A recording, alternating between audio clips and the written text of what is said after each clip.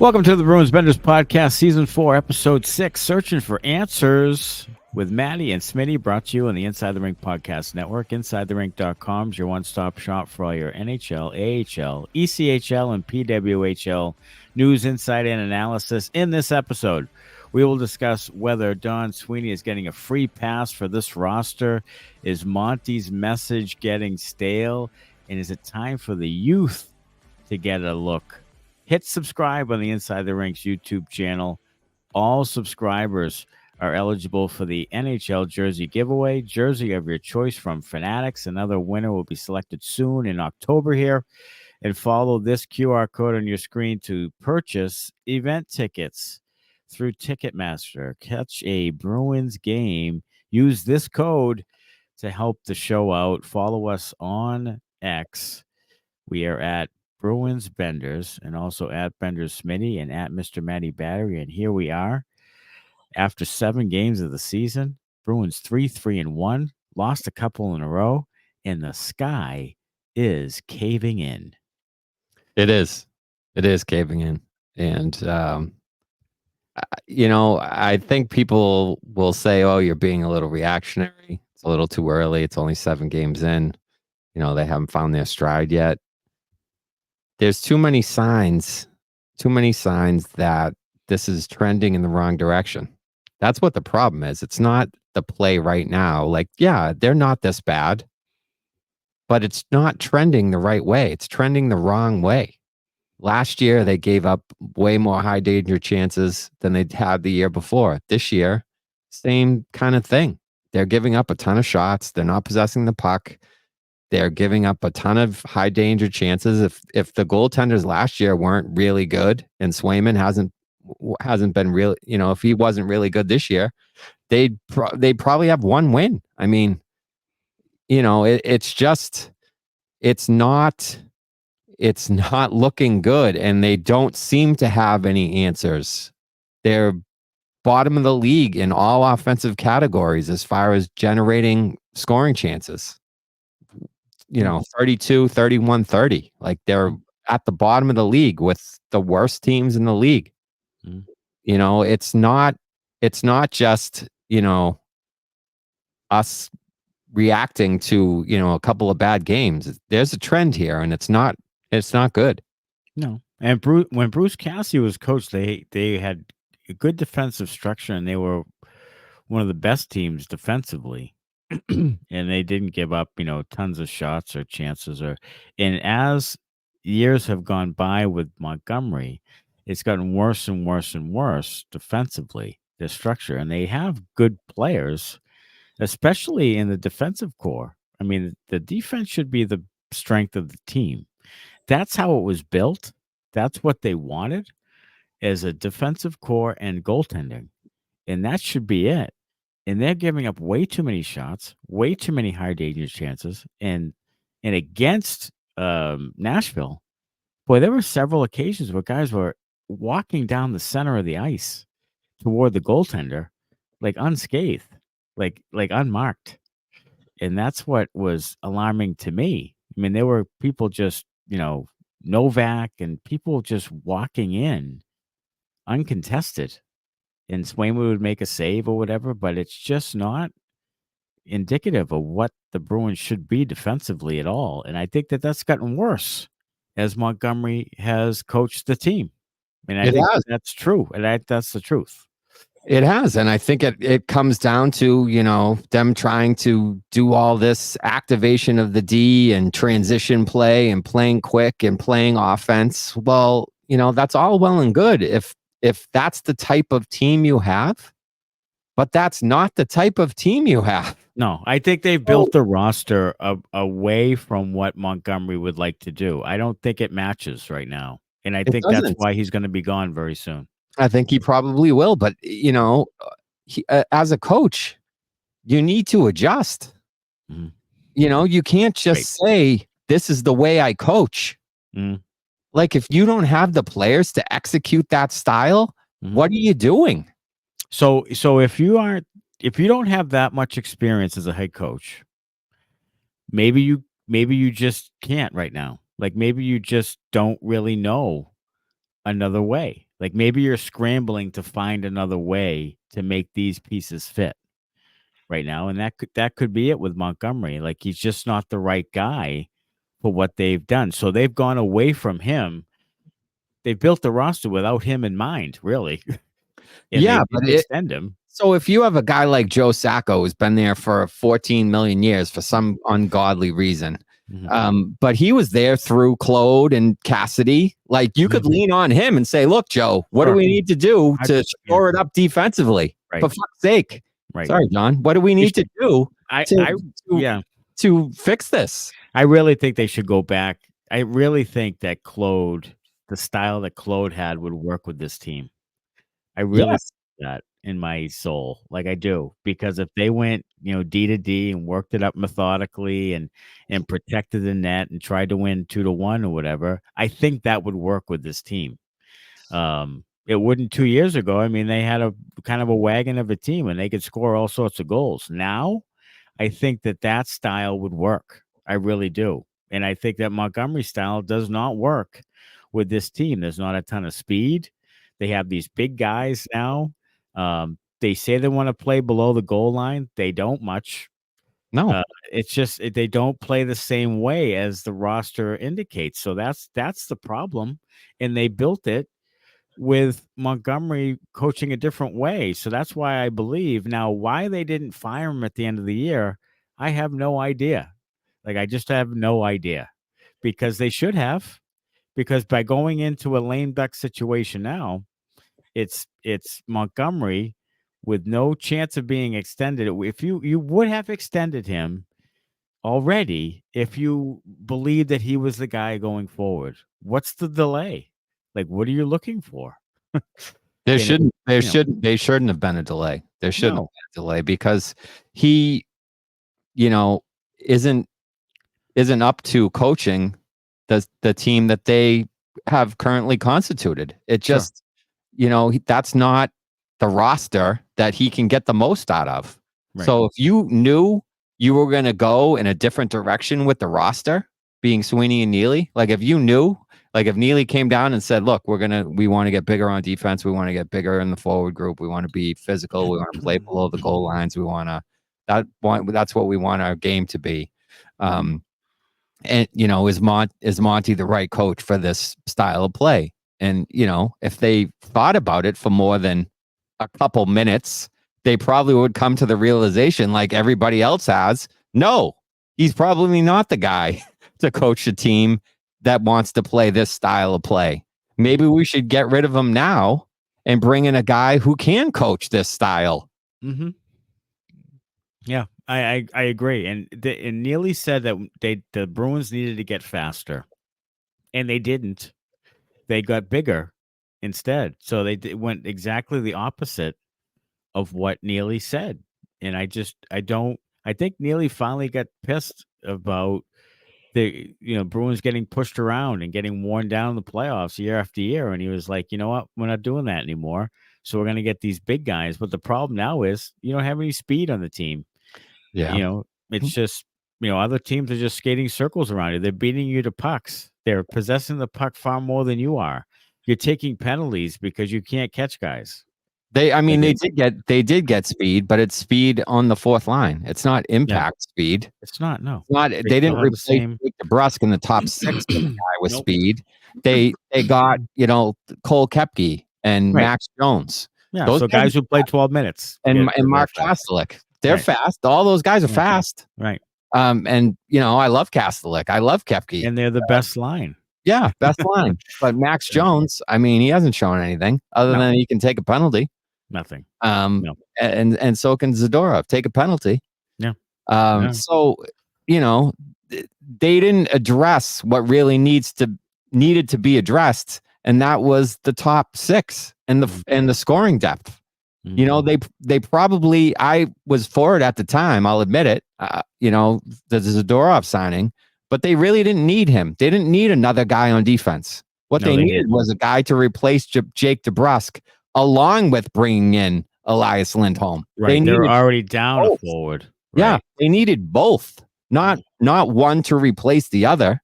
They needed either DeBrusk to re-sign and bring in Elias Lindholm, and then your Right. top six is a little more stable. Yes. Or sign another guy that can play in the top six, a Stamkos or whatever, and not sign the Zadorovs and the Mac Jones and all these guys who are fringe NHL players. They had the money there. They had $22 million to spend. Mm-hmm.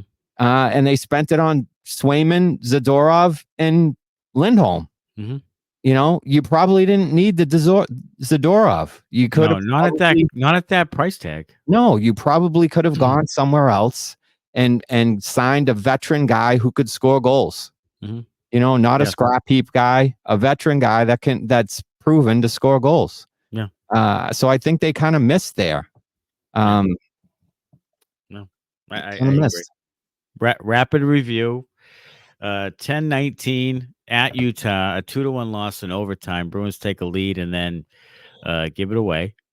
And in that giveaway, there was an incident with Brad Marchand and Jim Montgomery. And I was listening to Felger and Maz today in Boston, and Felger made a good point. Like, the media has not really asked Montgomery or Marchand about the whole situation. It was kind of just ignored by the media and Boston reporters and guys who cover the beat. And no one really kind of got into what happened or why it happened, and it was uncharacteristic of Montgomery to actually give Marchand a little bit of a shove and scream at him on the bench, which you don't see very often on the bench. I'm sure it happens in practice and locker rooms and all that, but not within sight of cameras. And Montgomery shows again how frustrated he is and how maybe he's feeling the heat. And he goes after the captain, who made an egregious error. It was a terrible turnover. Marchand's been really, really not good at all for a large stretch. It's not just the 7 games. He scored 2 even strength goals in the last 32 games overall. Like, he hasn't been very good for almost, half a season. So, Montgomery gets into him, and it was a really uncharacteristic move by Montgomery, who, by all accounts, has been a player's coach and a different guy than Cassidy was. Yeah, I don't know why they haven't asked about it. They certainly should. Somebody should. At least I'd love to. At least, yeah. I mean, at least to get somebody, Marchand's side of the story. Mm-hmm. Like, I'm sure he would own up to it. I'm sure he would say, "Look, I fucked up. It was a bad turnover. I shouldn't have done it." The problem is that he's not learning from his mistakes, because he's done that a lot. He curls up. The whole team does it. Curls up inside the offensive blue line and tries to make a play. Mm-hmm. And they don't play simple enough, and they cause themselves problems with it. It was a few years back. It seemed like every time they made a mistake, it was in their net. Mm-hmm. And it's not to that point right now, but it seems like they're making a ton of mistakes. So it's not every mistake is in the net, because if every mistake was in their net, they'd be losing 12-0. Right. Yeah. It only happens once in a while because the goaltending's bailing them out, or a defenseman's making a good play on the puck, or whatever the case may be. But they're certainly turning it over at an alarming rate right now. They are. I mean, that Utah game was 22 giveaways. The giveaways are crazy. Crazy. Just blind passes, not valuing the puck at all. Mm-hmm. It's like hope plays. Yes. And until they start to value the puck more, mm-hmm. they're not going to be successful. They just don't do enough good things to be successful if you're turning it over all the time. I think they went, a couple of years ago, when they had a really good team and a lot of forward depth, they made those types of plays. And I don't think they really have the personnel to do it anymore. And I think that there's a couple of guys on the team who still think that they can play that way. Yeah. And they just don't have the teammates to do it. They don't have the creativity and the offensive talent and skill. So it's got to be a more simple game. And I think that's why they built the roster this way. They wanted to get it deep. They want to win battles. They want to get to the front of the net. They talked about all those things. They're still trying to play the other way. Oh, yeah. It's just not working. So, but in that game, 22 giveaways. And then against Nashville, a 4-0 loss. on the 22nd, and they give it away 18 times in that one. And it's, Ryan O'Reilly scores a power play goal, and then it's Novak, and Nyquist comes in and scores. And all of a sudden it's 2-0, and then it's 3-0, and then you're done because you just can't generate. They had one high danger chance in the second period, Boston. Like, you go most of the period without having a single chance to score. Yeah, they played a better third because they were desperate, but then it take a penalty, and it gets the story of the season, really, taking penalties, and then it gets away from you, and then Montgomery, talk about desperation, pulls the goalie in a 2-0 game with 6 minutes left. Yeah. I mean, if that doesn't show like he's feeling the heat, I don't know what does. Yeah, I mean, that's ridiculous. That was right. I mean, you get a goal there and then you pull it, fine, but 6.5 minutes to go is just kind of ridiculous. And that was almost like I don't believe in my team, so we're just going to do something really desperate and drastic.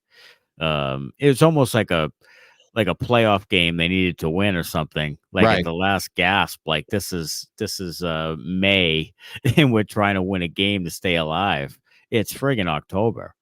Like, just play it out and see what happens. Maybe you kick one in and maybe you get another one. Who knows? In hockey, you might get one or two and then you're right back in it. But sure as shit, 30, 40 seconds later, Pastrnak takes an ill-advised shot, gets blocked, flubs it, gets kind of blocked, and then it's right, to someone who just buries it, and it's over.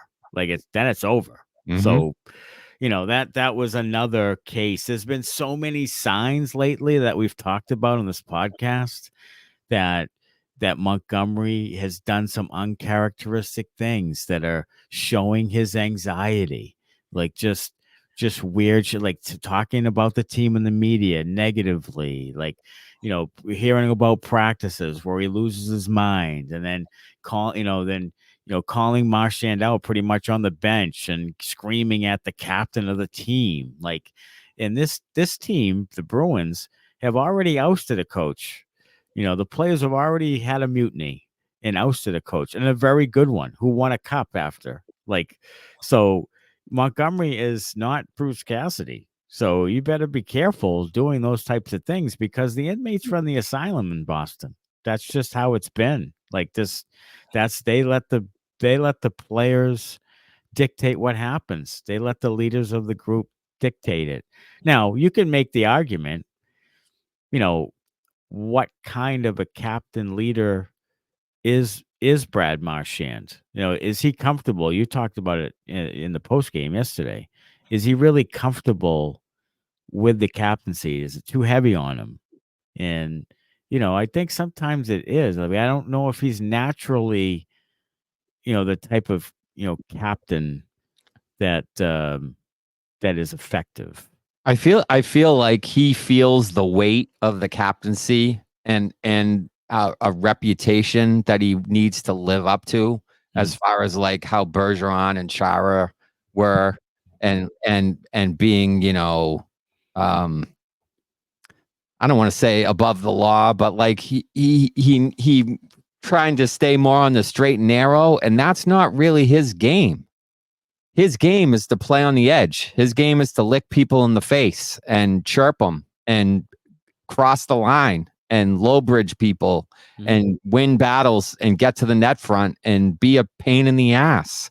And if he's not playing that way, I'm not saying all the suspension worthy stuff, but if he's not playing on the edge where he's physically involved and invested and chirping and maybe not captain material, I don't know if he's as effective. And I think that the captaincy is maybe holding him back from that a little bit. I think that might be a mistake. He was certainly the next in line, and he's a great Bruin. He'll probably have his number retired, sure. I would think. But I don't know if making him captain was the right move, just because I think it maybe takes away from his game a little bit.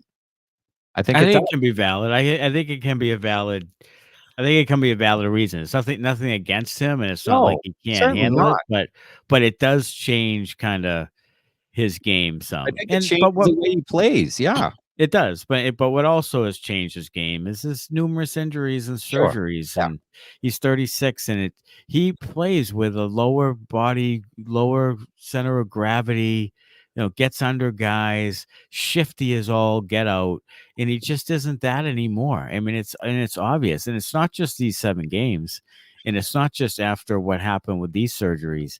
It's been the last 32 games. It's just he's not the same player. He's not, and we really wonder now if he'll continue on beyond this year. Like he has to make a real, you know, Hard decision. decision. Yeah. He does on whether or not he can play beyond this season. It's a legitimate thing now. If you look at the whole body of work, the last, 32, 35, 40 games, like it's just, he hasn't been that great, and he No, hasn't been the same player.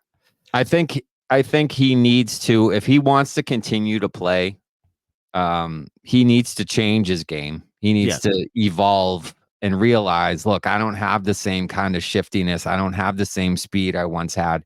He has to play a different way, which certainly doesn't involve trying to dangle 3 guys at the blue line. No. I mean, I'm telling you right now, I would love for him to be a third line left wing next year. I think Like be the third liner. I think he could play a more simplified game. I mean, Yeah. he has a pretty good Sure. shot. He has a good hockey IQ. He can win battles. Like he Of course can, he he has good stick position. Like he can do all the things. Like if he just simplified and Mhm. made the smart play and the smart pass instead of trying to dangle, like he needs to realize now, look, I can't be that same guy anymore. I'm Mhm. And 30. I Coming think off he's starting to surgery. realize it. Yeah, I mean, I think he's kind of fighting with it right now, and Mhm. maybe he's starting to realize, and I hope he does, because I think if he does, he can be an effective player still. Yeah. But he kind of needs to get over that mental hump of, I'm not the, one of the best left wings in the game anymore. Yeah. I could still be a really good player, but I need to play a different way. I need to play a simpler game. Yeah.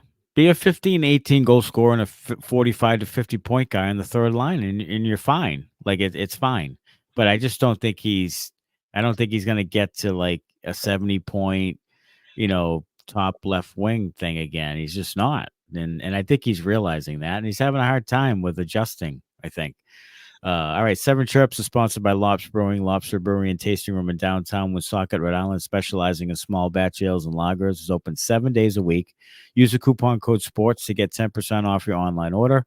Go to lopsbrewing.com. Follow them at Lops Brewing for new beers and events, and we will be at Lops Brewing in Woonsocket, Rhode Island on October 26th, Saturday night, for the Toronto Maple Leafs Boston Bruins watch party, 5 p.m. podcast, 7 p.m. game. And it is a Halloween party at Lops with our bar down, a New England IPA, just flowing. Yeah.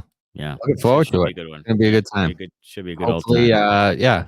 hopefully we can get some people to come out and join us. Should be a good time. Good beer over there. Good time.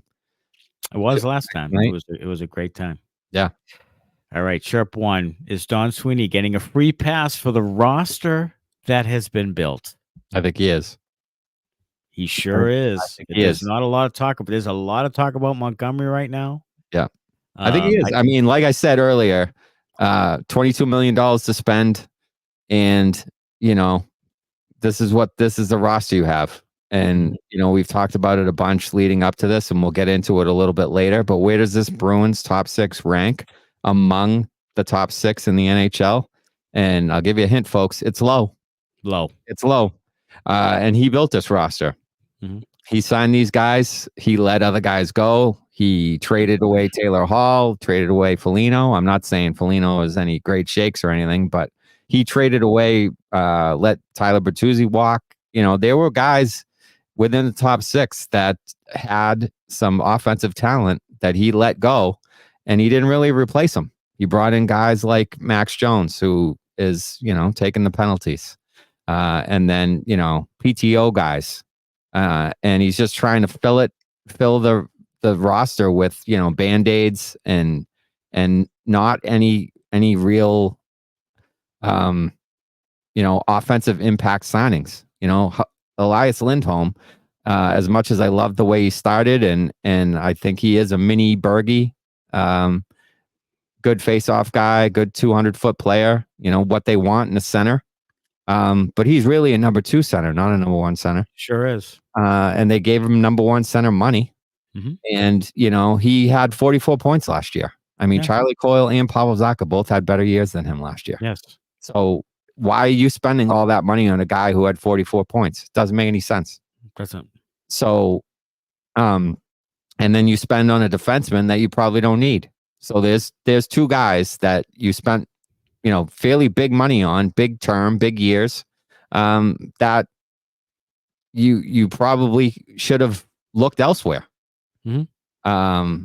And then, the Swayman thing, whatever.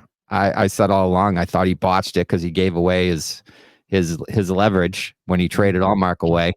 And I don't think he got enough back in the Allmark trade. He got Korpisalo back, and we were killing that at the time. It certainly doesn't appear as though Bully Bob has fixed Korpisalo up until this point. No, it's going to take some time, I think. So, he kind of missed, I think, this offseason. And maybe at the time people were saying, oh, what's he gonna do? What else is out there? He's gonna do something else, right? Nope.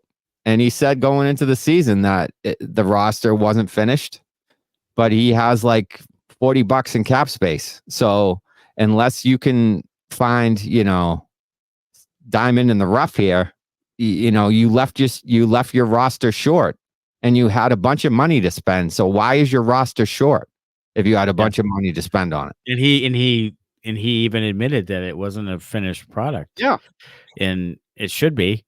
I mean, it should be. You had $22 million to shore it up, and all you really lost was DeBrusk of anything. So. Yeah. But you were already down a forward last year. That's part of your downfall last year, was that you were down a forward, and then DeBrusk leaves you down for 2 forwards. And who knows if Jake Gensel comes, or Jonathan Marchand, or Chandler Stevenson, or Steven Stamkos. Who knows if any of those guys could be coerced to come here? That's the other thing. I mean, there was a list of players available, but it was kind of a short list. It was. So, I mean, guys, who knows if those players just weren't. But Elias Lindholm was a Bruin last year, for God's sakes. Like, it was the biggest unkept secret in the league. Yeah. I mean, that was a signed they've deal. been chasing the guy since he was good, though. That's the problem. Right, since he was good. They were chasing him after he scored 41 goals with Matthew Tkachuk and Johnny Gaudreau. Yeah. Like, pretty good players. Pretty good players. So, yeah, of course you're going to have a good year playing with those guys. Sure. Everybody has a good year playing with those guys. Yeah.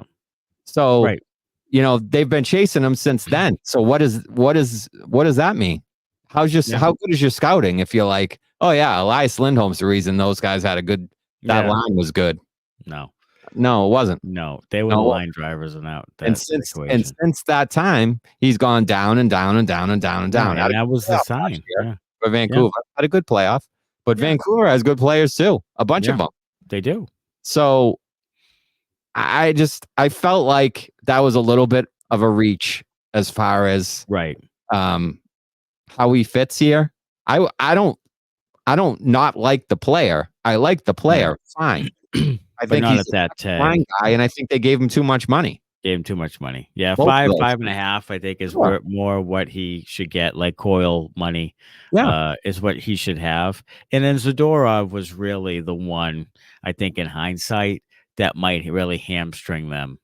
Like you've got Lindholm, Hampus Lindholm, and Zadorov, both making $5 and $6 million, and I don't know if the left side and then lower is going to have to make what are you going to do with him? You paid all these other guys. Yeah, he's going to get a raise. So yeah, I mean that's a tough one. You're going to have the 3 guys on the left are all going to be making $5 or $6 million a year.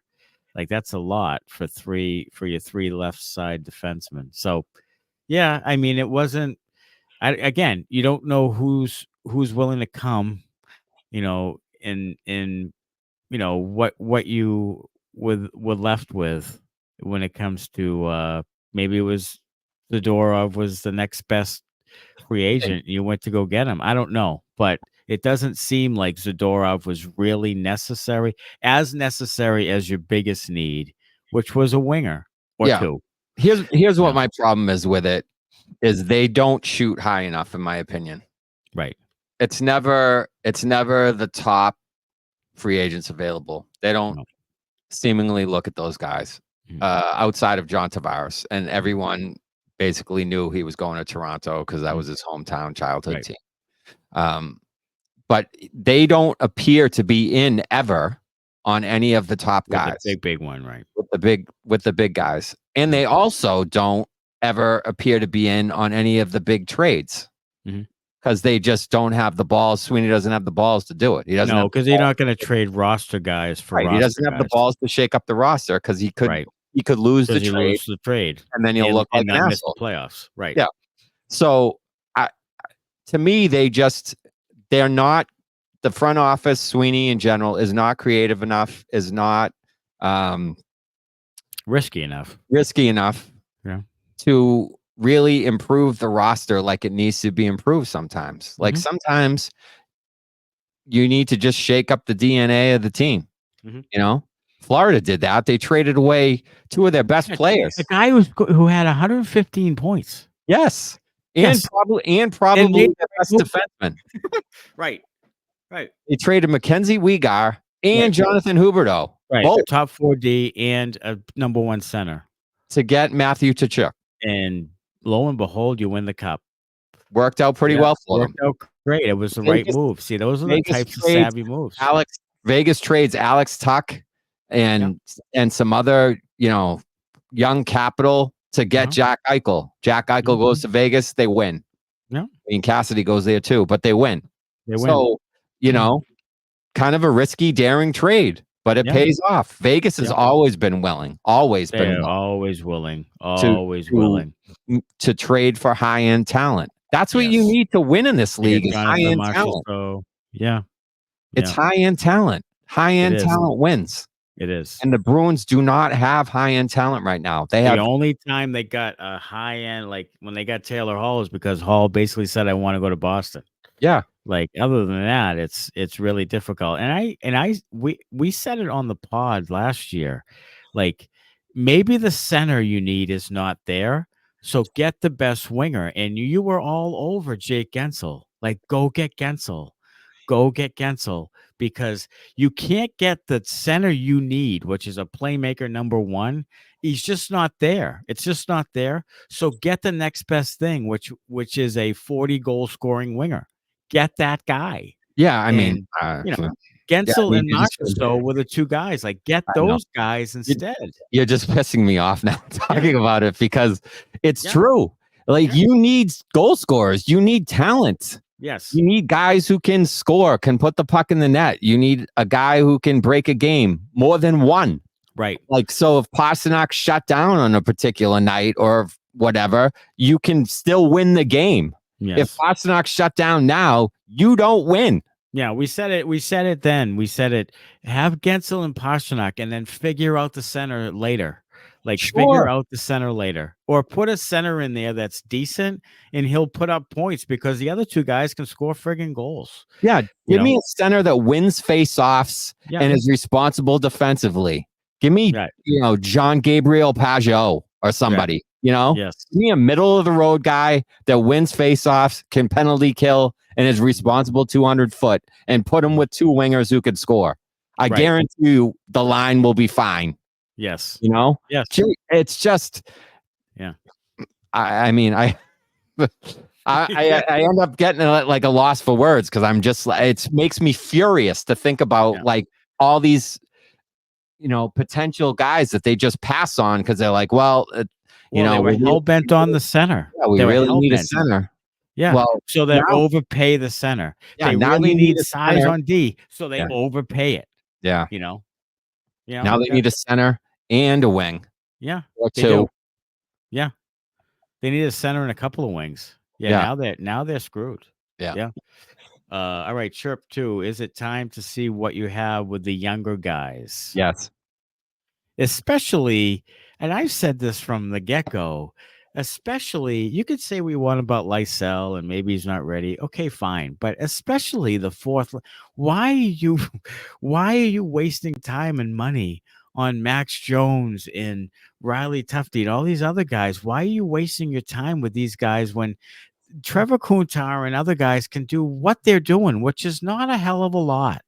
Like Trevor Kuntar can go in there and take a couple minor penalties and not do anything he offensively. Minor penalties. Yeah, he'll put a butt end in someone's nose. Yeah, he'll. Like, I'd rather that. Yeah, that's actually what I want. Give me a guy who's going to stir some shit up. Yeah. I mean, not just going to take an offensive zone penalty. Like, is he going to take an offensive zone penalty? Have it be for running into the goalie or something.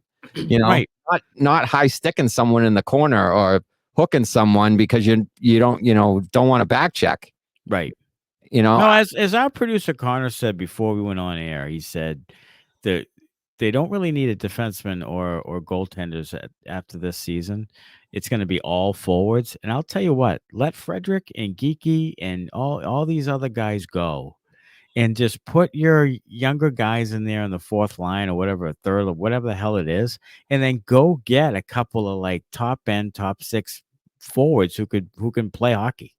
Like, everybody else can go. Like, I'd probably keep Kastelik and then Beecher. Sure, if you want to keep that together and Koepke, fine. But Brazeau and Frederick and Georgii and Max Jones can be waived, whatever. Like, just let all those guys go and give the Kuntars and the Durans and some Farinacci's and give those guys a taste, and then figure it out. If they don't work out, you can go get. So that's what I don't. This is what every trade deadline. Yeah, you can get a fourth line guy. You can, and they do it every year. Yeah, like every year since I've been born, they've gotten a fourth line guy or a mucker type guy at the deadline. Get Garnett Hathaway and these guys like Rich Peverleys and guys are available to shore that up. So start the first couple of months with your younger guys. If it doesn't work out, go get a guy. Yeah. It's fine. But why spend all this energy in the off season trying to fill these third and fourth line roles when you really don't have to right now? You don't. No. Go get higher end players. I don't understand. I don't understand their philosophy with young guys. Right. I just don't get it. I don't get it. Like, then they bitch about it, and they bitched about Cassidy. Yeah, well, like it's the responsible defensively thing, it's that. But the problem is the guys that are least responsible defensively are your best players. So like if they can fuck off. Sorry, John. It's a terrible example, right? And do that, then why can't you afford to play Fabian Lysell? Like if Pasternak's going to give it away or Marchand's going to turn it over at the blue line and get yelled at, why can't Fabian Lysell be on the team and turn it over at the blue line? And look, yell at him.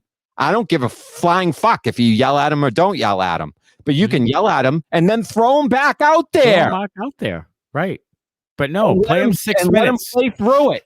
Right. He actually has speed. He scored a goal in the preseason. He can shoot the puck. He may not be the best defensive player. He may float time to time. He may get concussed again. Who the hell knows? But give him a chance. Right. Give him a chance. The team sucks right now. It sucks. Yeah. They have zero offensive talent. It stinks. Yeah. And there's a guy with some offensive ability. Can he do it at the NHL level? I don't know. And neither do they, because they won't fucking play the guy. They won't play him. Yeah, they won't play him.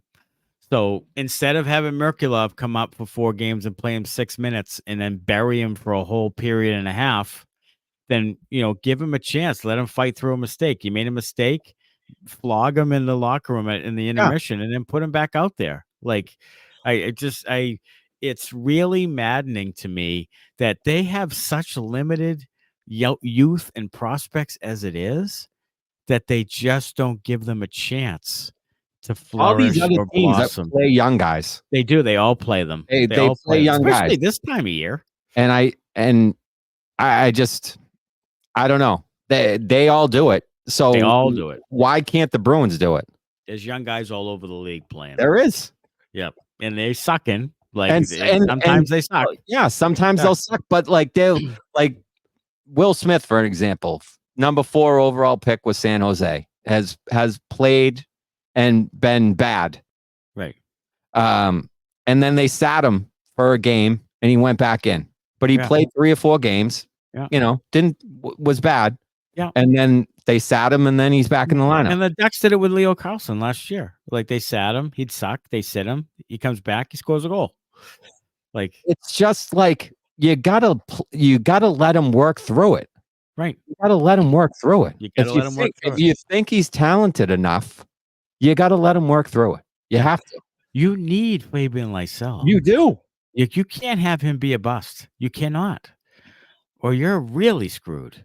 Like he needs to be at least a second line right wing, right behind Pastrnak. You don't even need him to be the top line winger because you have Pastrnak for 100 years. Like you can have Lysell be the second line winger, which is like 20 to 25 goals. That's what you need. So that's not 40. Doesn't need to score 40. Just score 20 to 25 in the second line and be a threat. And you aren't letting them do it. So and I don't give a fuck what you say about well, if you watch him in Providence, maybe he'll come to the NHL and play a little harder and accept the responsibility. Maybe he's sick of playing in the minors.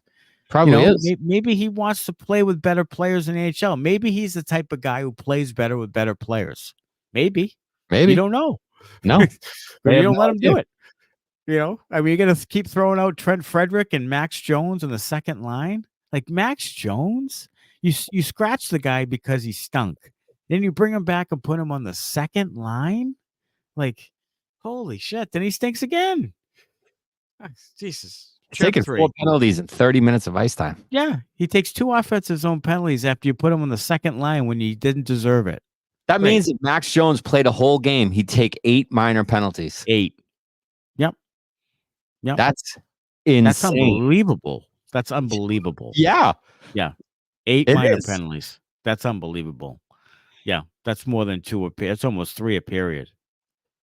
4 minor penalties in 30 minutes of ice time. Nice job. He was at 4 and 21, wasn't he? Until he was at, 3 and 21 or something like that. Yeah, it was 3. It was 3 and 21 or so, and then he got another one and another. In both offensive zone, like stupid. Yeah. Yep. Oh yeah. Chirp 3 is the message from Monty getting stale. And I'll tell you, the more he talks about discipline and the more they commit penalties and commit bad turnovers and giveaways, it's the same thing over and over again. They played a carbon copy game against Nashville than they did against Utah after he screamed at Marchand, after he talked about undisciplined play, the whole thing. And they keep doing it. And it's just uncanny. And to me, this is the classic case in the NHL of a team just going tone deaf with their coach. Like it's on deaf ears now. And this happens all the time in the NHL. Like the message just gets worn out. This is a prime example of a coach about to get fired. You can only say the same thing to a group so many times before they stop listening to you. Right. Yes. So if you're harping on it over and over and over and over and over again, pretty soon the message just isn't as important because you said it so many times. It's just like, oh, that again. Yeah. That again. Roll your eyes. Yeah. Roll your eyes. Whatever.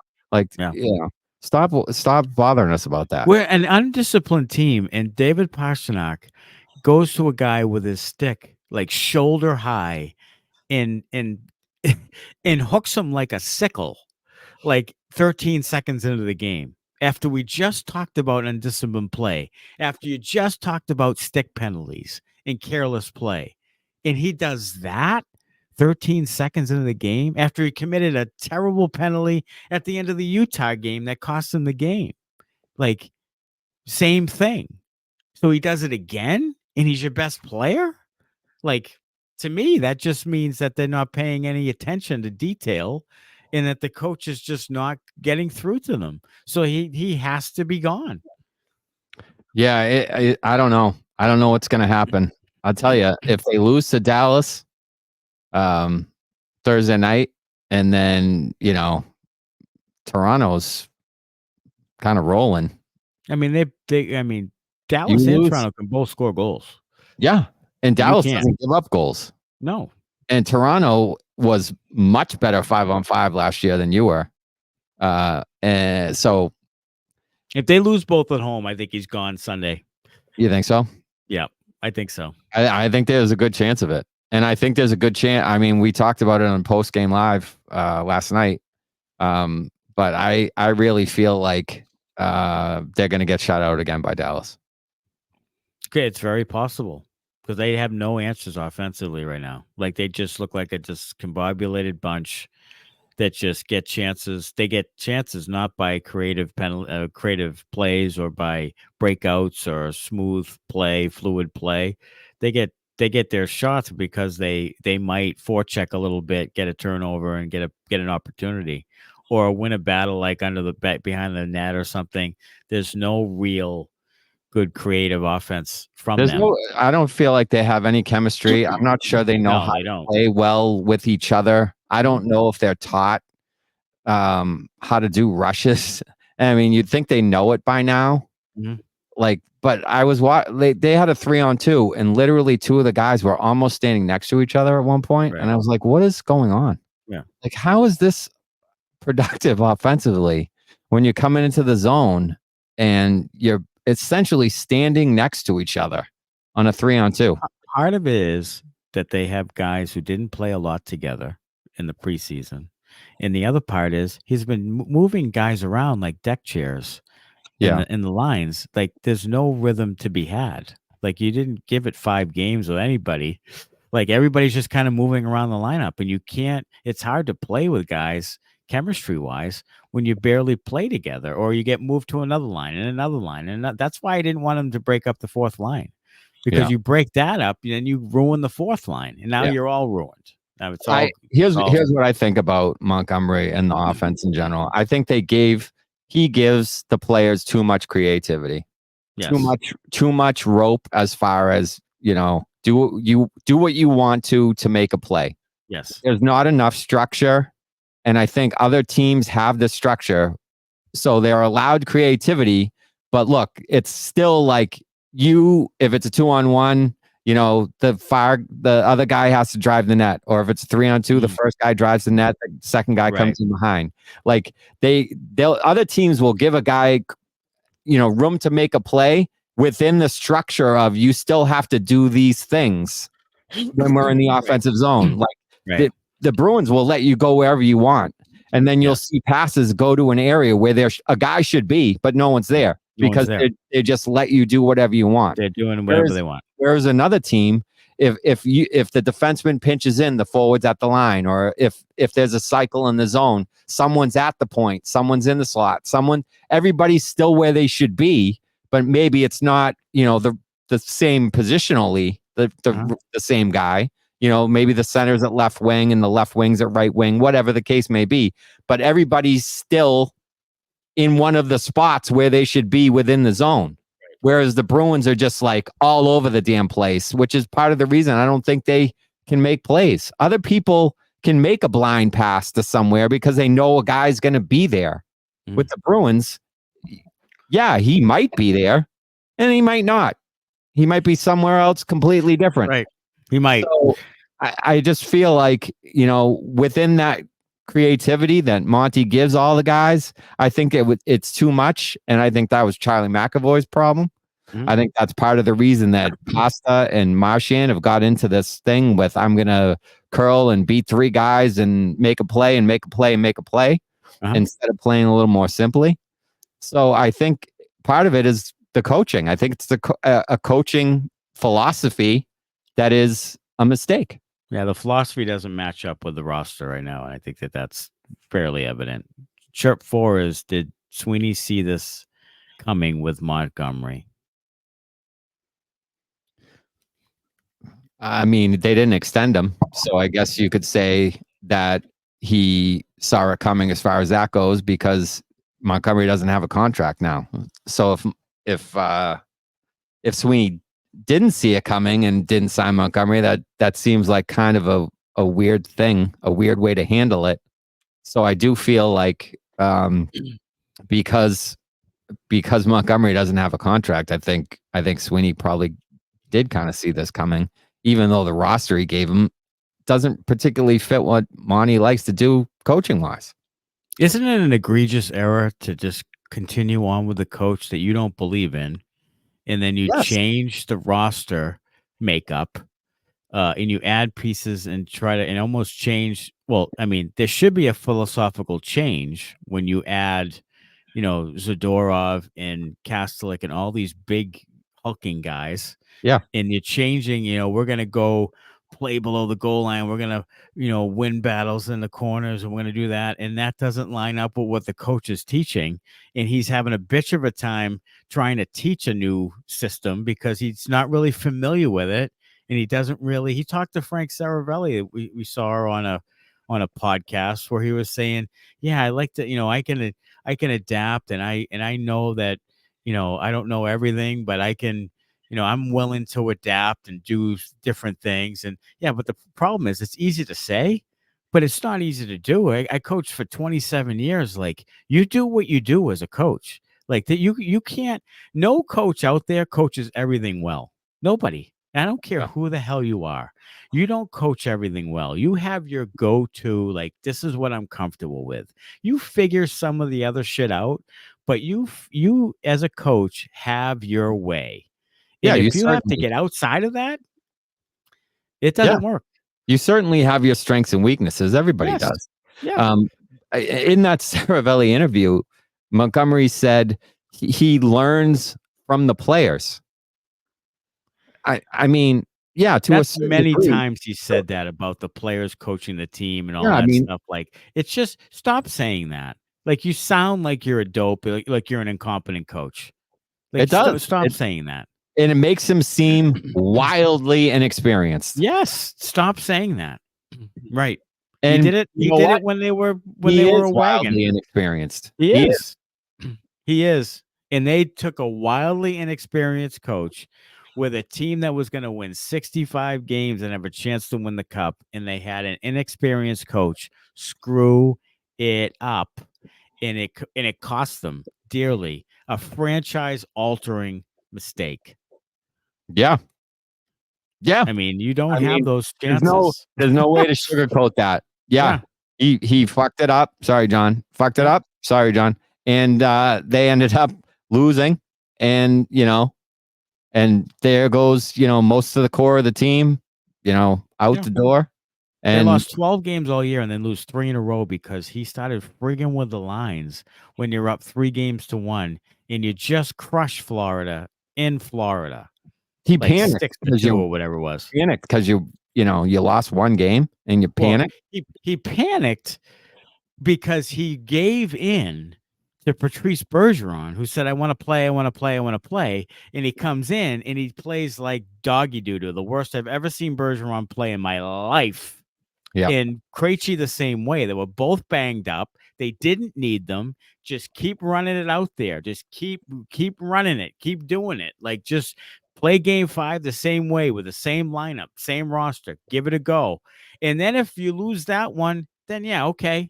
Then you probably try to tinker with some shit and do that. But you don't tinker with it after beating Florida like 6-2 in Florida in game 4 to take a 3-1 lead. You don't do that. But he let the inmates run the asylum. He let Bergeron play in Montreal, and he gets hurt. And I mean, it's just the same shit. Like, he let the team coach themselves. And I think we're seeing now that Montgomery is, look, I could sit here and say he's not a good coach and all that other stuff. I don't know. I didn't coach hockey. I have no fucking idea. But I'll tell you what, he looks like not as good a coach. He does. Like, with some of the things he says and some of the moves he's made and some of the knee-jerk reactions and panic button things he does. Like, he looks like a guy who is unsure of himself. He looks like a guy that gets walked over. And yes. And I think they still walk over him. Like, they're like, we can do what we want. Like, he'll cave He'll because he cave. respects us or whatever the case may be. Like, he'll cave. Whatever we want to do, we can do. Because he'll cave. He caved to Bergeron. He caved to Krejci. He'll change the line, whatever we want to do. Because what does the coach do when the guy before him gets canned because he's a bad guy? You try to be the good guy. Like, you can't come in and be the bad guy again because the guy just before you just got canned because of it. So you're going to come in and be the good guy in complete the other extreme. And that's what happened from the beginning. And now he's trying to be tough guy on the bench with Marchand. And it's just guys are rolling their eyes and like, are you shitting me? This isn't you. We know this isn't you. You can't bullshit people you coach. You can't. No. If you are a guy who's a nice guy and a player's coach and you don't do the shit that Montgomery did with Marchand on a regular basis, and then you do it, you look like a fraudulent asshole. You do. So and the players can smell bullshit. Oh, they see right through that. They do. It doesn't work. So you are what you are. So that's why I don't understand why he's still the coach of the team and why they went into this year with him as a coach. It only took 7 games to realize that this guy shouldn't be coaching here anymore. Yeah, it's a lame duck situation too. So on top of the players knowing that they can do whatever they want because you're kind of a pushover, you're a lame duck. So now on top of that, it's like, well, this guy's probably going to be gone anyways. Mm-hmm. So why should we listen? And the team looked like in Nashville, the team looked like a team that knows the handwriting's on the wall. They look like a team that knows that the coach is gone and didn't rise to the occasion, which tells me that they're ready to have him gone. Yeah. I mean, you would respond if you really were backing the coach. They've always responded in all the time. All the time. Always. And I'll tell you what, we're going to find out Thursday night against Dallas. Here's the thing, they've always responded in the past, but they've always had a pretty good roster. Right. I'm not sure this roster is the same as those. You know what? They can come out rosters with a hell of a lot more energy, and they can. They did in the third period. Yeah, I know. He must have peeled some pain on them in the third period because they did come out with a bunch. Charlie Coyle was skating as well as I've seen him skate in the entire season in the third period. Too little, too late. I mean, you're already down, 2-0. Well, here's the other thing. Why do we need that? Yeah, but you shouldn't. Charlie. You shouldn't need it. I mean, they should be embarrassed by the by the whole thing. They should be. They should be. Yeah, I mean, we talked about starts and stuff with this team. Like, why do we need to light your ass up to get you to play hard? Like, I just, play with some effort. I don't know. You had a stinker at Utah, and now you're playing a desperate team in Nashville. You should come out ready to go, and you don't. You lay an egg. Trip 5. Are we full of doom and gloom too soon? After all that, I mean, yes. I think we are. I think we are. But I'll tell you what. Like you said, there's signs and trends that are there that make it a little bit scarier than you would think. Like you can easily say, "Well, you guys are just." There's only 7 games. It's such a long season. Yes, both can be true. Both things can be true. It can be too early, and it could also be some signs there that shows that there's really some shit that's wrong here. Yeah, I think there are some signs that there's some stuff wrong. Right. Also, I think we're probably going over the top here a little bit. It's an over top, but it's a friggin' podcast. We're not going to say, "Well, exactly. What are you going to do?" I was talking to somebody about this the other day. I was like, we podcast after every game. Yeah. And then we do a weekly podcast. We can't exactly go on the show, after every game and say, well, let's just wait and see. Yeah, don't worry about it. That would make for really entertaining post-game live if we were just like, I mean, they lost, but let's just wait and see what happens the next game. Yeah. All right. Well, we'll catch you guys. We'll catch you guys after the next one. Yeah. And if they lose, we'll just wait and see again. And we'll wait and see for 81 games. And then, when their record comes out at that point in time, then we can really have a discussion about how they're doing and how they've been. So are we jumping the gun a little bit? Probably. Too much doom and gloom? Probably. but there are certainly signs there that I don't like at all. And I'm not in love with the roster. I thought goal scoring going into the season was going to be an issue, and here we are. So, I'm not saying that I know everything, but I got a couple of those things right. Yeah. And, I'm not real happy with where they're at. And I don't know, because of the roster, how much better they can actually get. I mean, there's some guys that will find their level, I think. But it's a problem because like I said, I don't know how much better this roster can actually be. I don't either, and we're gonna see, but I don't either. I mean, maybe it is a chemistry gelling kind of thing. Maybe there's some of that, and look, they have some pretty good players. Like, it's not like they have just a terrible roster, and they still have a roster that's capable of making the playoffs in their division. They do. They have to, and maybe some of it is the chemistry thing and just not gelling quite yet. Mm-hmm. And maybe that's true. Like, maybe they run off 6 in a row at some point. They start playing the way they should play. They win some low scoring games. They get the goaltending.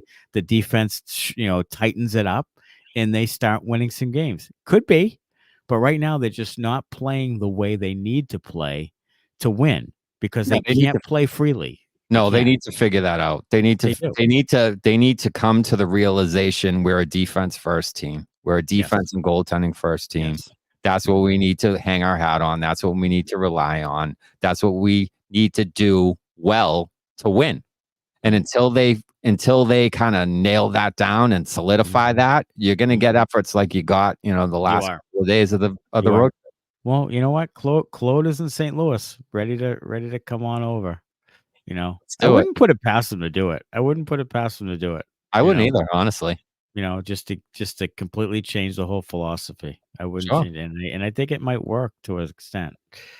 Chirp 6, is Brad Marchand just rusty, or is he near the end? I think he's rusty. But I do think I won't say near the end. I'm going to give him the benefit of the doubt, and I'm going to say he's on the back 9.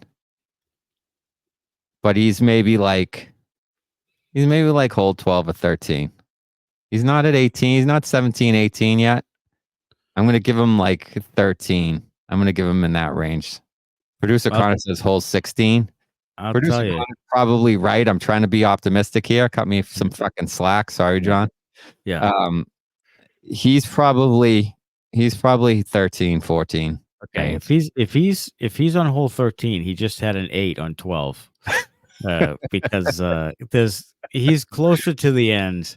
If you look at his last 32 games, and you look at his surgeries, it's really, I know, it's not just 7 games. No, it isn't. And it's alarming is what it is. It is. And I'll tell you, when I was watching him, and even like his face, sometimes when they show close-ups of him just sort of shaking his head, and I think he's realizing what you just said, like that he can't play a certain way anymore, and he's got to have to figure it out.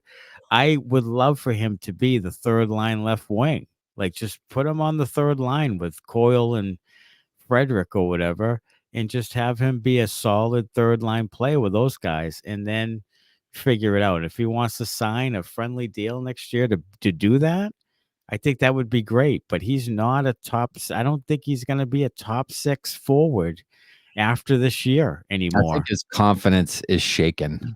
It is, because I think he's realizing his body can't do it. Like, he's just can't do it. And I think his confidence is shaken, and I think he needs to, if he hasn't, which I think he might have come to the realization that he needs to play a different way. I think he might be realizing that now. And hopefully he can figure it out, because I think he can still be a very effective player. If he realizes that he needs to play a little bit of a different way. Yeah. And I agree. And then Chirp 7, thoughts on the new Bruins Altcast with Tuukka and Patrice Bergeron and Andrew Raycroft, that they'll be doing a Manning cast type of situation on Saturday, I think is the first night of it. Yep. What do you think?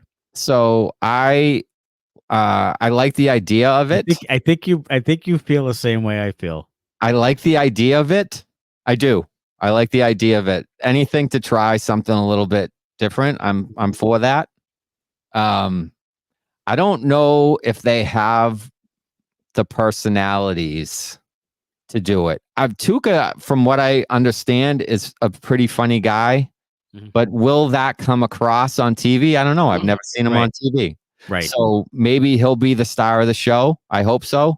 I think Razor is kind of dry, personally. And then Bergeron, I mean, everybody loves the guy, but he's very dry. He's very dry. So he does not, he kind of, he reminds me of like a Mark Messier type.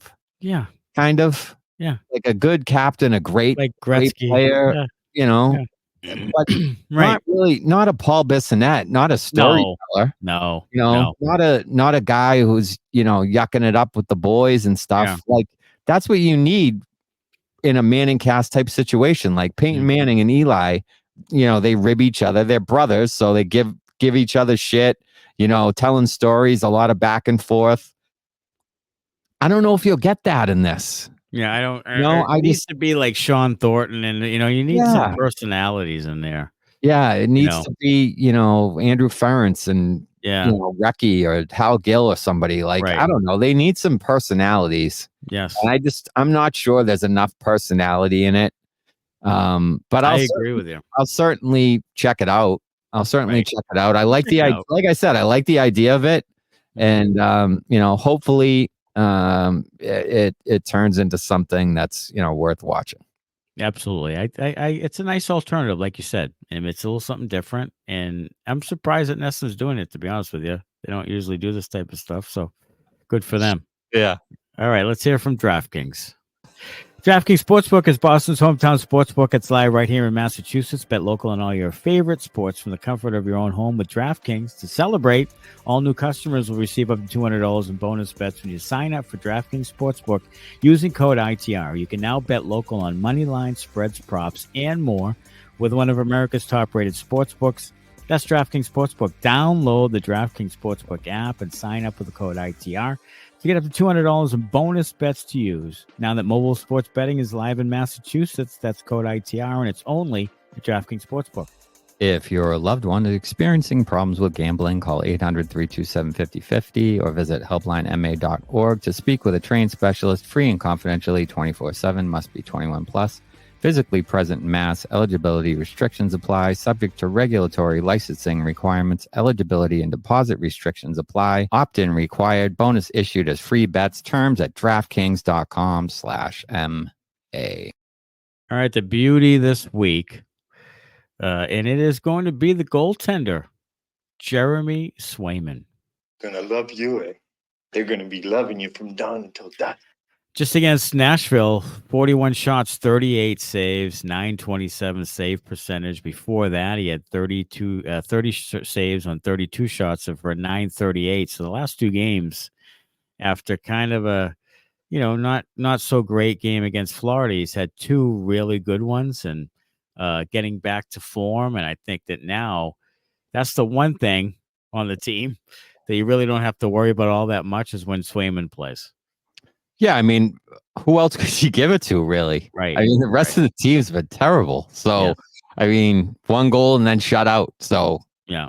I mean, I don't know who else you could give it to other than Swayman. Yeah, I mean, he was much better, though. So, yeah, he has been. He has been, certainly. And, you know, that is a bright spot. So, if you can figure out the defense in front of him and he continues to play well, you know, then maybe you have something. Like you said, maybe you win some of those, you know, low scoring 2-1 games instead of losing them. So, you know, it's definitely been a bright spot, at least the last few games here. Sure. And so the Bender is the top 9. I'm a Bender. I mean, I'll hit the damn thing 9 times if you want, but we'll just say I'm a Benders for all of them. Just not enough. Not enough from those guys. Whether, you know, you agree or disagree with Morgan Geekie being the second line right wing or Max Jones being in the top 9 or whoever it is. It doesn't matter. No one has given enough. You haven't gotten enough from any of those guys.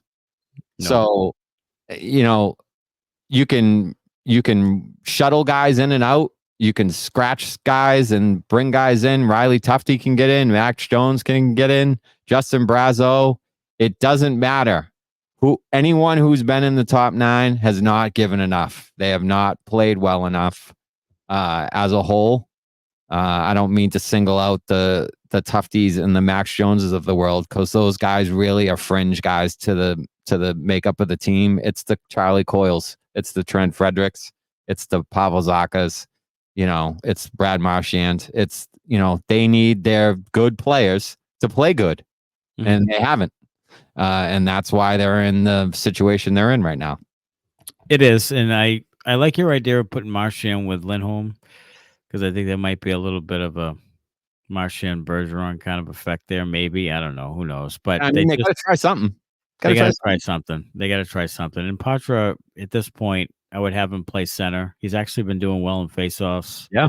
I'd have Patra play center, second line center, and I'd have Coyle play third line center. And I've been saying it. Coyle, Frederick, Georgii.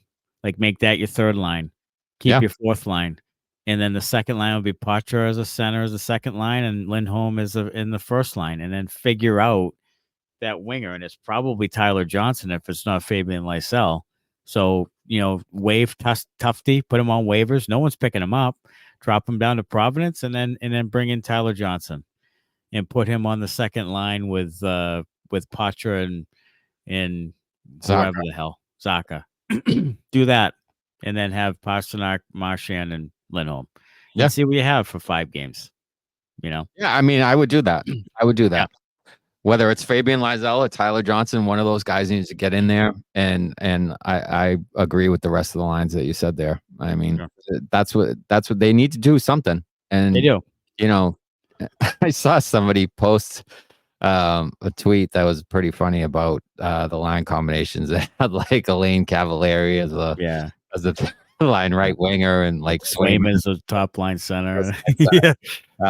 But it's funny. But at the same time, that's what people think of when they think of Montgomery and the line changes and swapping lines around. So if you can do all these other line changes, like, why can't you do those? So that's my thought on it. Just do it. Give those things a try. Do it. But you have to give it a little bit of time, because if they don't do well the first game, you can't just keep switching and switching and switching. Like, no one's developing any chemistry. Well, that's what he does.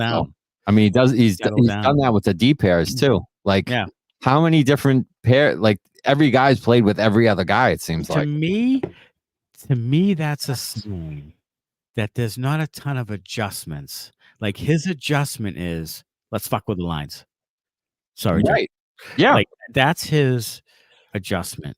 There's no other structural adjustments. It's the lines. Let's keep moving them around, because he doesn't have the answer beyond that. Because like I said, I think he's too involved in the creativity of it all, because he was an offensive player. So he's like, let's give our offensive players, the carte blanche to make plays. But you really, there still needs to be a structure there. And I think that's a fact that affected McAvoy. Certainly. There has to be a structure.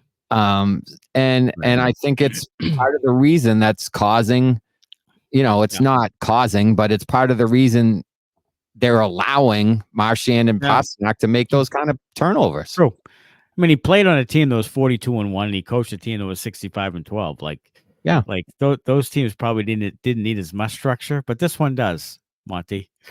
Yeah. Newsflash. This one does. All right. Where does the Bruins top 6 rank amongst the league? Okay. All right. Let's start with the Atlantic Division. Yeah. Florida Panthers. Worse. Listerinen, Barkov, Reinhart, Verhaeghe, Bennett, Kachuk. That's Florida. Toronto, Nyes, Matthews, Marner, McNabb, Domi, Nylander. That's Toronto. Mm-hmm. Tampa Bay, Gensel, Point, Kucherov, I don't even talk about the second line. No, you don't need to. Tampa Bay. Detroit, Tarasenko, Larkin, Raymond, DeBrincat, Comfer, Kane. Better. That's Detroit. Mm-hmm. Buffalo, Peterka, Thompson, Tuck, Kulik, Cousins, and Quinn. That's close, I think, but I'm probably going Buffalo. I'm probably going Buffalo. Are you? Okay. I'd probably go just a tick to Boston, maybe. I mean, on that one. Like Cousins is a second line center who scored 31 goals 2 years ago. Yeah. And he's 23 or 4. True. They don't have a center problem. No, they don't. None of these teams do. And they have Thompson, who's, very good, and Tuck, who's very good. Sure. So I'd probably give them the edge. Yeah. Ottawa, Brady Tkachuk, Stützle, and Amadio, Giroux, Norris, Batherson. That's Ottawa. Yep. I mean, that's a really good second line. Montreal, Caulfield, Suzuki, Dach, Newhook, Kapanen, Armia. Bruins. So that's the Atlantic Division. Yeah. So to me, they are either the second worst or third worst. Right. Picks in the division of 8 teams. Depending on Buffalo and Montreal. Montreal definitely, but Montreal is definitely worse. Buffalo, I mean, it's a toss up. But third from the bottom or second from the bottom, depending on, if you're feeling kind and generous. Right. And we'll just do that. But I went through the rest of the league. I'm going to say they are like 22nd out of 32. Okay. In talent in the top 6. So there's about 9 teams beneath them. Yeah, there's like 8 or 9 or 10 teams that are below them. Yeah, I mean it's not great. It's the dregs of the league, you know. Yeah. Yeah, that's not a playoff team. No. No. 16 teams make the playoffs. Your top 6 is like 22nd. That's not a playoff team. So, you need to focus on the things that you can do well and should do well, which is defense and goaltending. Like, shore that shit up. Yes. Shore it up. Make sure your defense and goaltending is locked down. Don't give away third period leads. Be great on the penalty kill. And you have enough talent to be good on the power play, be good on the power play. If you can be a good power play team, score goals that way, stop taking so many fucking stupid penalties yourself and play good defense and you have good goaltending, you can make the playoffs. You can. You can. Yes, but they can. You got to fucking figure some shit out first. You do. And take advantage of your offensive chances that you do have. You can't have Pavel Zacha ringing the post 4 times and Pasternak falling down on his face on a breakaway. Right. You got to be stronger on the puck. You got to be more forceful in your scoring attempts. Yeah, you have to finish. I mean, maybe they're just going through a thing where they're not finishing right now, but that's also the history with some of those guys. Like that's the reason Pavel Zacha is not, an all-star in this league. Yeah, that's why he was a top 10 first round pick. Yes. It's because he can't finish when the time comes. He has an amazing shot. He can pass really well. He plays a good 200-foot game. He does all the things well. But when it comes down to brass tacks, does he put the puck in the net? The answer is no. More often than not, the answer is no. He was traded by New Jersey. Coyle was traded by Minnesota. And this is part of the reason why is because at the end of the day, they don't finish. They get you there, but they don't complete it. Yeah, that's why New Jersey traded him for Eric Haula. Yeah. Eric Haula, a 31-year-old forward at the time. Yeah. So it's not like, they were trading him for, some young stud or something. They were trading him basically to shore up the third line center or something. Right. And he makes less than $5 million a year. Yeah. So it's just, they got to figure some stuff out if they want to be a playoff team. And They do. it starts with the defense and the goaltending and the giveaways and the turnovers. But then it comes down to them taking advantage of their offensive chances when they have them. Yeah. And they got to be better on the power play. They got to stop being stupid on the power play. Like, don't try to force pucks through people. Don't blind pass places. Like, if you just move the puck quick enough, you have enough talent. If it doesn't have to be you that makes the final pass, like, you have enough talent to be able to succeed on the power play. You do. Yeah. You could be, a top 10 to 12 power play in the league if you just move the puck and didn't care who got the glory of, the final pass of the goal or whatever. And you just moved it to the open guy. Right. If I have to watch Pastrnak skate to the blue line and then pretty much stop, as he's entering the blue line, or go sideways and then enter the blue line with no speed, and everybody's standing there waiting for him to figure out what he's doing, that's another problem. I mean, the entries are bad. They are. And they're bad. And they need to figure that out too. I don't know. They do. They have like I said, a lot of shit to figure out. A lot of shit to figure out. I did think they got some good looks in the power play against Nashville, but couldn't bang one in. But maybe it's coming. Hopefully it's coming. Maybe. I mean, I know I sound like do you even like the Bruins? Like, I know, yeah. I mean, I sound like that. And believe me, I want them to do well. This all comes from a place of me being frustrated with them because I want them to do well. I've always wanted them to do well. Of course you do. I live but here's the thing. You knew they weren't as good as they were last year. You said it on the podcast. You knew it. So now it's kind of coming true, and it's pissing you off. It is. You knew it. You knew it.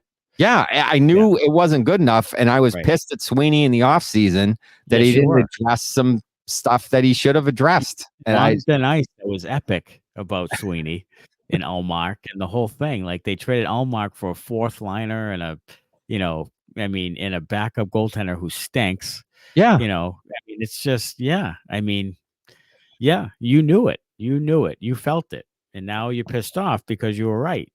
And didn't want to be. I don't want to be right. Week ahead. October 24th versus Dallas, October 26th versus Toronto, and we will be at Loft Brewing for a watch party and podcast there in Rhode Island. Getting severely drunk. Oh my God, we're going to drink so much Bar Down and New England IPA that you're going to get buckled in that game. Yeah, buckled. Yeah, we're going to get bombed. Oh my God, I'm going to have to walk home. They're going to lose like 7-2 in that game or something. Yeah.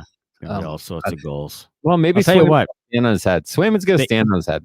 If they lose these next two, I'm telling you, Monday morning is not going to be pretty. I'm telling you, it's coming. Yeah, I mean, you're right. And then 10-29 versus Philadelphia, a really struggling Philadelphia team who lost again tonight. So hopefully they'll win that one. Hey, and thanks everyone for listening. We appreciate your support. Go to the Bruins Benders page at InsideTheRink.com to shop and get some Boston hockey merchandise right here on your screen. Hub of Hockey, Boston Hockey, and also tons of Bruins Benders merch. Go ahead and buy that stuff up and help support the show. We'd appreciate it. Hit the subscribe button on the YouTube channel for Inside the Rink. That would help as well. Leave us a comment of your thoughts. Join us on the post-game lives. They're great. Lots of great fan interaction. Tell us how pissed you are, or tell us how happy you are after they win Thursday night. How about that? Maybe. And then, of course, Inside the Rink is giving away an NHL jersey of your choice from Fanatics every month, and it'll be very soon. All you have to be is a subscriber to the YouTube channel. Join us Thursday night after the Dallas Stars game for post-game live. Until then, as always, go Bruins. Thanks a lot. Bye-bye.